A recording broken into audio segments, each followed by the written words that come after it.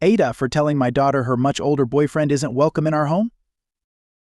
My F48 husband M46 and I have a 20-year-old daughter, Ellie, who is currently on vacation from college. About 5 months or so ago, Ellie told us that she had a new boyfriend who I'll call Tom. This came rather out of the blue as Ellie hadn't mentioned seeing anyone or that she was dating, but both my husband and I were supportive and happy for her. However, Ellie was strangely secretive about the whole situation. Usually, she's an open book, especially with me, and would always share details of her personal life. On this occasion, she wouldn't show any pictures, and we knew next to no information about Tom, other than that they met at a party through a mutual friend. Ellie spent the past month of her vacation in her college town, and the plan was always for her to come back this weekend. Ellie asked if she could bring Tom with her for a few days of the trip as they were getting serious, and she wanted him to meet us.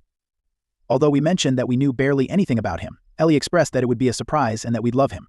Given he's clearly an important part of our daughter's life, we agreed and said we'd look forward to spending the weekend together. Yesterday morning, we went to pick up Ellie and Tom from the airport to drive them to our place, and we were shocked.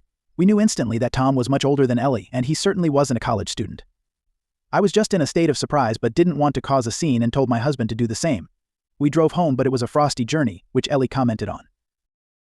When we arrived, my husband point-blank asked Tom how old he was.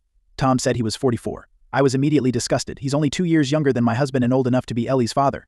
My husband continued to interrogate him, asking how they met and the whole background. Ellie explained that it was at a party and Tom was there because he's well known around the town and they realized they had a lot in common and hit it off from there. I really didn't want to hear any more, and my husband told Tom to leave.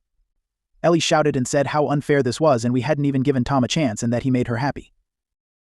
Tom could sense the tension, so left and Ellie followed behind him.